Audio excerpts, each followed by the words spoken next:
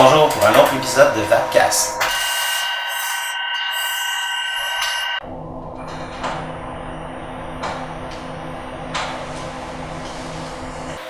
Bonjour, aujourd'hui à Vapcast, on fera pas de review. Je voulais faire un petit épisode sur Vaping 101, donc l'évolution un peu dans le vaping, donc du point de départ où la majorité des gens vont commencer, aller jusqu'au mode custom, tout ça. Bon, juste pour couvrir un peu tout ce qu'on peut faire en vaping aujourd'hui. Donc, on va commencer par bon, je sais, je suis sur un MVP2, c'est pas nécessairement le device le plus débutant en ce qui a trait à des batteries, mais bon, c'est ce qui me restait de plus petit, désolé.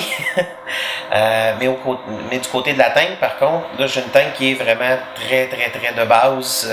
On parle d'une tank Aspire, mais avec un coil de 1.8 ohm, tank en plastique. On est vraiment dans l'équipement très abordable et très de base, avec un minimum de airflow. Donc c'est vraiment pour quelqu'un qui transitionne de la cigarette directement, ça va donner à peu près la même impression quand on prend une puff qu'une cigarette, parce que la restriction va être là. Donc c'est spécifiquement pour du mouth to lung. Donc petite explication rapide, il y a deux moyens d'utiliser la cigarette électronique.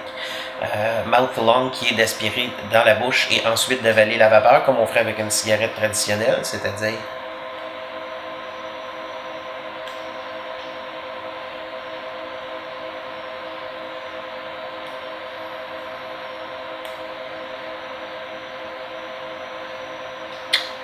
et ça donne une fumée ou une vapeur, c'est-à-dire qui est très similaire à une vapeur de cigarette. Ça va être ce que les gens qui arrêtent de fumer vont commencer à faire en général, parce que, bon, on ne veut pas, ça leur rappelle leur habitude. Ça a été mon cas aussi. Et ensuite, il y a le long hit, donc c'est-à-dire l'aspiration au poumon directement. Donc exactement comme si on respirait à travers une paille. Quelque chose que je peux très difficilement faire avec ce genre de tank. Bon, on peut essayer, mais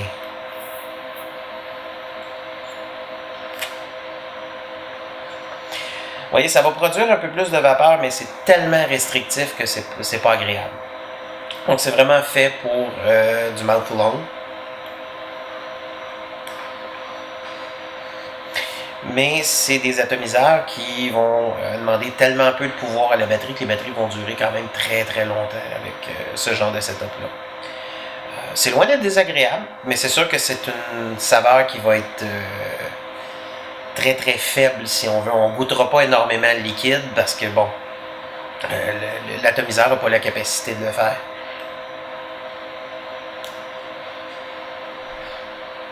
Mais pour débuter, c'est parfait, ça reste très abordable et on pourrait très facilement ici voir une batterie Ego, c'est-à-dire les batteries rondes qui ne sont pas ajustables d'aucune façon, bon, sont juste du courant direct. Ça fonctionne très bien.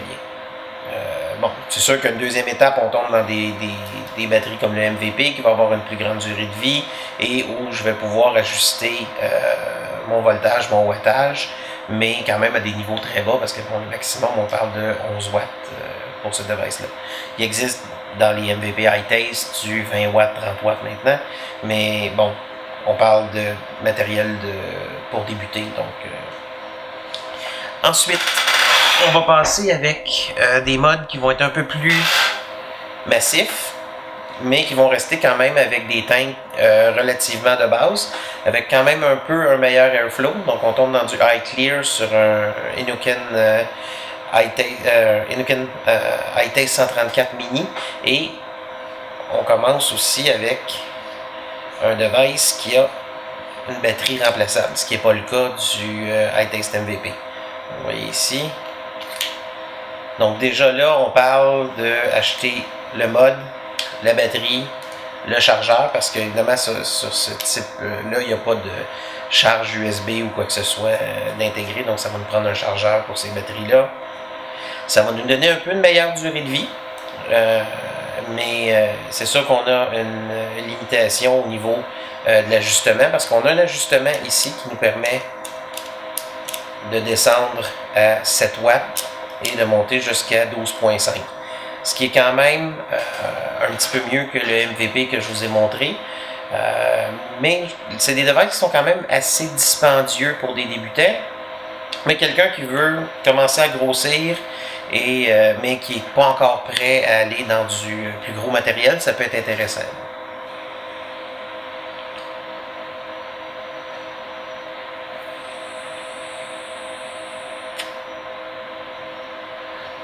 Vous voyez ici, je peux commencer à faire de l'aspiration au poumon directement, malgré que ça reste un peu restrictif, ça commence à être possible. Mais on peut toujours faire du mouth to lung.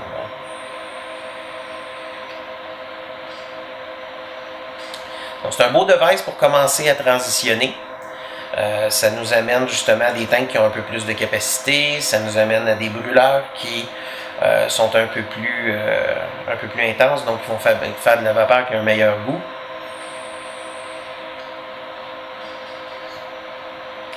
Donc, setup intéressant comme deuxième étape. Ensuite, on va passer sur une vraie batterie ajustable. Donc là, je tombe sur un mode qui va jusqu'à 65 watts.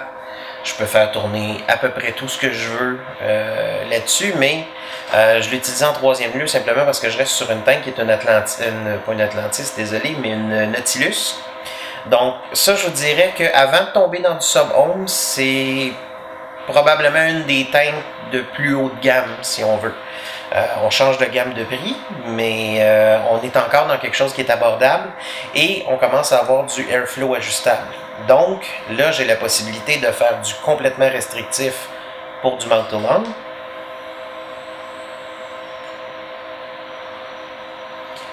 Ou je peux aller complètement ouvert ou encore, pour du long hit, ça reste restrictif, mais ça devient beaucoup plus faisable.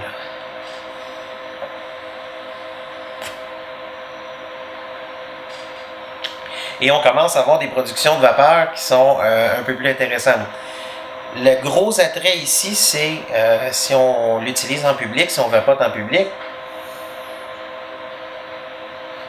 Sur du mouth to lung, je peux rester quand même très discret.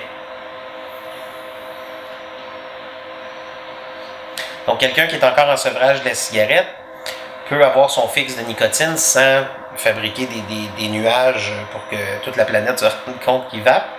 Mais quelqu'un qui veut produire plus de vapeur, qui veut aller chercher plus de goût, il y a possibilité de le faire.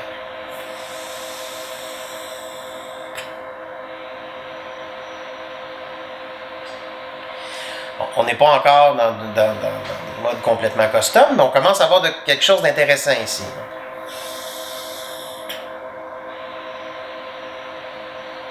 Évidemment, j'ai fait évoluer la batterie en même temps, mais j'aurais pu très bien utiliser les deux autres batteries que je vous ai montrées avec cette tank-là et ça aurait fonctionné très bien. Donc, là, j'évolue en fait de batterie, mais j'évolue aussi en fait de tank, c'est-à-dire c'est une tank qui devient beaucoup plus polyvalente, je peux l'utiliser à plein d'endroits. Et j'ai aussi une batterie qui va me permettre d'utiliser plein de devices dessus, autant des drippers que des tanks, des choses comme ça. Si je monte à l'étape suivante, là, je tombe sur une batterie qui est une BT50, donc il y a des fonctions Bluetooth que je peux connecter avec mon téléphone. On commence à avoir beaucoup plus de fonctionnalités ici. Et je suis sur une sub-tank, ce qui veut dire que là, j'ai une tank qui est énorme. J'ai une très grande capacité de liquide et j'ai un airflow qui est ajustable, mais qui peut être encore beaucoup plus ouvert que ce qu'on a vu sur la Nautilus. Et j'arrive dans le monde du sub-ohm. C'est-à-dire que j'ai des résistances ici qui sont à 0.5 ohm, donc en bas d'un ohm, sub-ohm. C'est des résistances qui vont me forcer à utiliser ces tanks-là sur des batteries de ce type-là. Donc, la dernière batterie que je vous ai montrée, la M65, est capable de l'utiliser sans problème. Mais je dirais qu'il faut regarder pour des batteries qui sont capables de pousser plus de 20 watts. Donc, j'aurais même les iStick originaux un peu trop faibles, parce que 20 watts, c'est vraiment le strict minimum. On parle d'un iStick 30 watts, 50 watts, pas de problème. On tombe dans les X-Pro, pas de problème. Sigili, tout ça, bon, toutes les grosses batteries, mais c'est ce qui va être nécessaire pour faire du sub-ohm.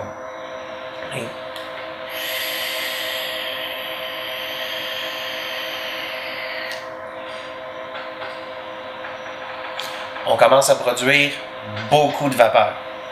Puis aussi, on commence à tomber dans des tanks qui vont être des tanks hybrides, c'est-à-dire qu'on peut aussi bien utiliser un caille commercial qu'un module RBA, c'est-à-dire Rebuildable. C'est-à-dire où on commence à tomber dans les catégories où on peut fabriquer nos propres cailles. Ce qui est complètement différent des autres systèmes où on fait juste acheter des cailles qu'on remplace, mais qui sont remplacés par des cailles commerciaux. Tandis qu'ici, on pourrait aller... Là, présentement, j'ai un caille commercial, un des cailles qui vient avec le device, mais je pourrais très bien en fabriquer un moi-même et l'installer à l'intérieur.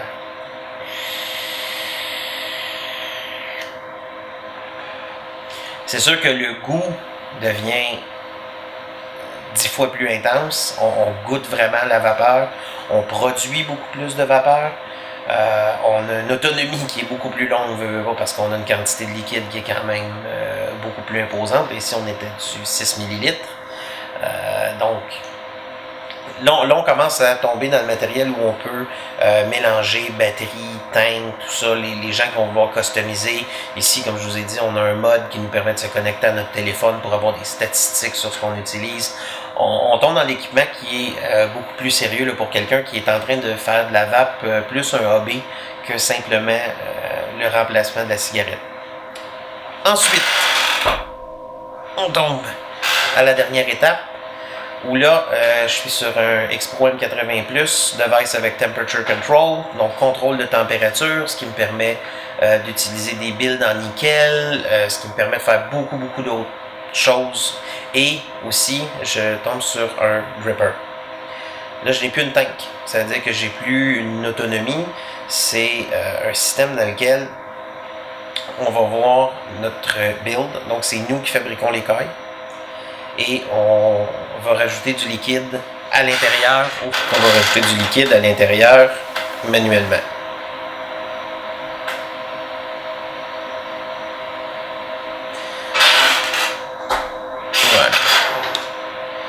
Mais le résultat, c'est sûr que ça va être un résultat qui va être beaucoup plus frappant que sur les autres devices. C'est-à-dire,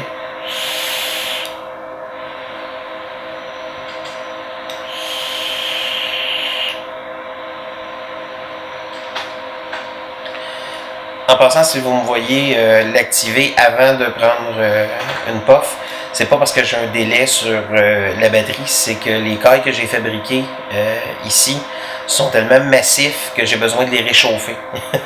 Donc la chauffe n'est pas instantanée, mais c'est ce qui fait que j'ai une production de vapeur qui est aussi intense.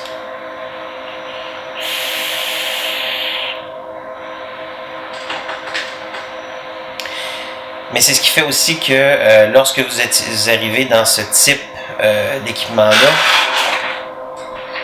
il faut aussi que vous sachiez vraiment bien ce que vous faites, parce que il faut que vous compreniez les principes de fabrication, il faut que vous compreniez aussi la résistance que vous allez utiliser, il faut que vous compreniez la quantité de puissance que vous avez besoin, parce que c'est pas tous les devices qui vont être capables de pousser des atomiseurs aussi gros que celui-là.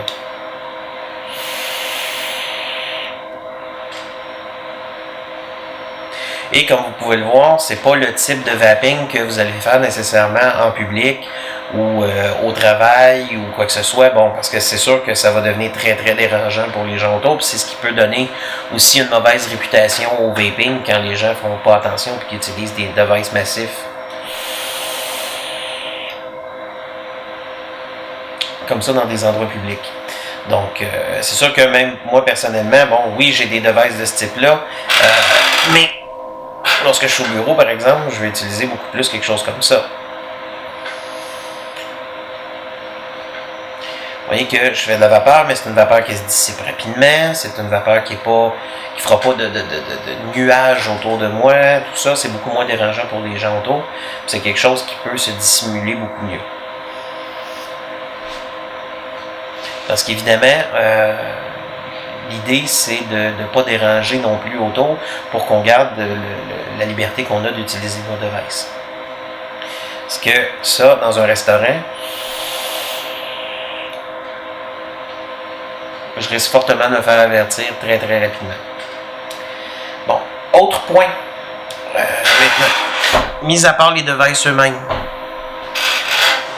Au niveau des liquides, il y a plusieurs familles de liquides, c'est-à-dire que il va y avoir une variance dans la concentration de glycérine végétale versus propylène glycol.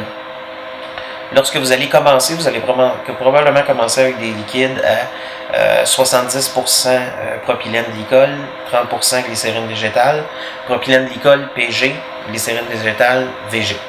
Bon. Si vous voyez que vous avez une intolérance au PG, c'est-à-dire que ça vous brûle la gorge, bon, ça peut être deux choses. Ça peut être une intolérance au PG ou ça peut être un trop haut niveau de nicotine. La première chose que j'essaierais, diminuer le niveau de nicotine. On va diminuer le produit chimique qui peut être dangereux le plus rapidement. Donc, si vous êtes à du 18, passez à du 12. Si vous êtes à du 12, passez à du 6, des choses comme ça. Bon, si vous voyez que c'est encore difficile sur la gorge, réduisez votre concentration de PG, c'est-à-dire passer d'un 70-30 à un 50-50, par exemple. Mais faites attention, allez pas plus bas qu'un 50-50 dans des devices d'entrée de gamme, c'est-à-dire comme les tout premiers que je vous ai montrés, là, des tanks de ce type-là. Si vous allez à du 70% VG, par exemple, ça va être trop visqueux, ça risque de bloquer l'atomiseur, vous risquez d'avoir des dry hits, c'est-à-dire de respirer de la fumée de coton finalement parce que la mèche a brûlé.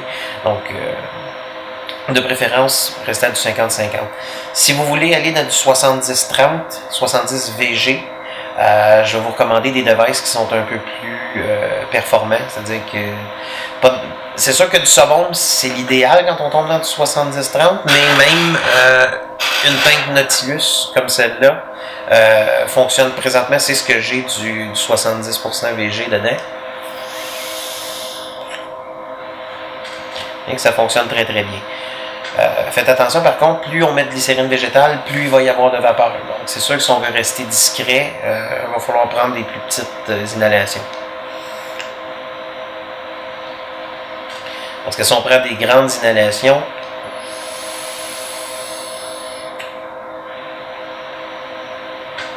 il y a quand même possibilité de faire des clouds qui peuvent être dérangeants. Donc, soyez considérés à ce niveau-là. Et ensuite, si on tombe dans ce qu'on appelle du max VG, parce que faites attention, quand on vous parle de 100% VG, c'est extrêmement rare, parce que 100% VG, vous n'aurez pas de saveur. Ça va être de la glycérine végétale pure. Parce que quelqu'un qui dit que j'ai du 100% VG, mais qui goûte XYZ, non, parce que la saveur va être diluée dans du propylène glycol, donc dans du PG. Donc, parce que je fabrique mes propres liquides ici, donc je peux vous en témoigner. En bas de 2% de saveur, vous n'aurez à peu près aucun goût dans votre liquide. Donc, je dirais que le maximum, vous allez arriver à du 98% VG, ce que les shops vont appeler du max VG. Donc, c'est le maximum de pourcentage de glycérine végétale pour quand même avoir une saveur dans votre liquide. Ce type de liquide-là va fonctionner dans quelques tanks, comme par exemple la sub-tank que je vous ai montré, avec un coil de 0.5 ohms. Il y a un coil de 1.2 qui vient avec aussi, mais vous allez avoir de la difficulté. Il va s'encrasser rapidement avec du 98 VG. Avec un 0.5,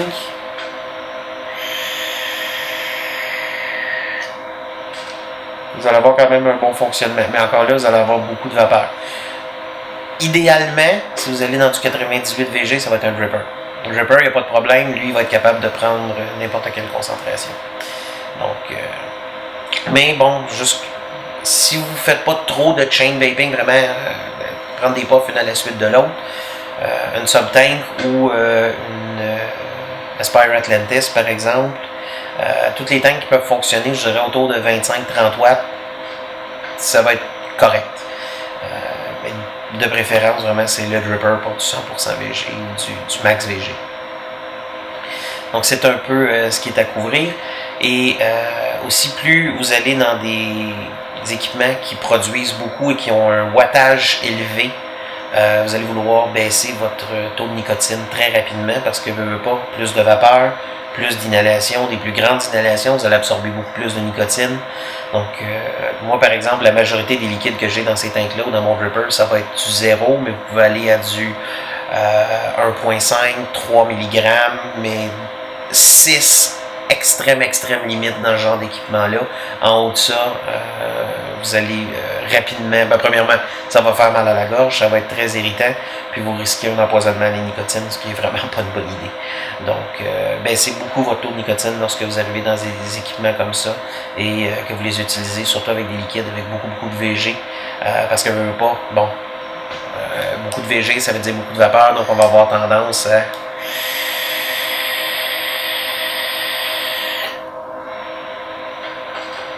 vouloir faire ça, qui est avec un produit haut en nicotine, vraiment pas de bonne idée. Donc ça fait un petit peu le tour. Si vous avez des questions, des commentaires, des suggestions sur des prochaines vidéos informatifs, si vous voulez, au-delà de juste mes vidéos de review, je vous invite à écrire dans les commentaires. Ça va me faire plaisir de regarder et de produire ce que je pourrais faire par rapport à vos suggestions. Je vous remercie beaucoup.